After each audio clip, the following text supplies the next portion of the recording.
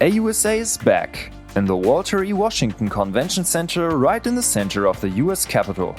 Military and security experts from all over the world are meeting again this autumn 2021.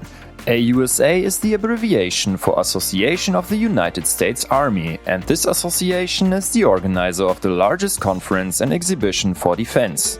Actually, it takes place every year in October, but due to the pandemic, it had to be cancelled last year and it is currently taking place under special security aspects. Only participants who have been fully vaccinated against COVID are admitted. Due to the difficult lead time, the number of exhibitors has decreased by around 5% to about 650, and the net exhibition space this year is just at 250,000 square feet. But the demand from all the specialists is huge, and so there are more than 30,000 attendees from 70 countries expected. In addition to the predominant uniforms of the US Army, the colors of the Bundeswehr officers can be made out, who, like many other European participants and NATO members, are represented here at the show. Of course, they came to visit also the open and inviting booth from Hensoldt, a name that goes back to Moritz Karl Hensoldt, a German pioneer of optics and precision mechanics of the 19th century. And this name made it also on the front page of the Army Daily News at the first day of AUSA. The company, which is listed today on the SDAX in Frankfurt Stock Exchange, generated sales of 1.2 billion euros in 2020. The company's roots lie in predecessor companies and well-known brands such as AEG, DASA, Dornier, Telefunken, Siemens Sicherheitstechnik, Zeiss, Cassidian and Airbus. As a technology leader for sensor solutions for defense and security applications, Hensoldt is continuously expanding its portfolio and constantly developing new products to combat a wide variety of threats based on innovative approaches in the areas of data management, robotics and cybersecurity. And so Hensoldt technologies help, among other things, in the case of a defense, to safely observe and track stealth objects that are actually invisible for passive radar.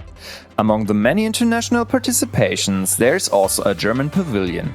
And the German defense companies Krauss-Maffei and Rheinmetall are also represented, as is the European Airbus with the versatile UH-72B helicopter, which is locally produced in Columbus, Mississippi. In direct competition, of course, the American manufacturers show their no less impressive aircraft, and for some of the 260 registered media representatives, this is of course a good background for interviews. In addition, various land vehicles and defense systems can be seen in the halls, which, with their size and armor, often comes across as very martial. Even if at the trade show in the middle of Washington, D.C., the necessity and use of these technologies often seems strange. Unfortunately, the conflicts in the world are not diminishing. However, the defense has to increasingly adapt to other threats. That is why it's becoming apparent at many stands that future defense will also have a strong focus on the digital world. Drones and drone defense play just an important role as control over signal transmission and the airspace. And the integrity of the security forces is playing an increasingly important role, so remote-controlled systems for support are increasingly being developed and robots are showing their first attempts at walking at some stands. So the civil observer can only hope that with all the defense technology, security in our countries will last for a long time. And that behind all the technology, there are reliable people who, with their responsibility and their performance, contribute to the fact that we currently have little to worry about our safety, especially in the so-called Western world. Industry and the military are expected to meet again in Washington, D.C. in October in the coming years.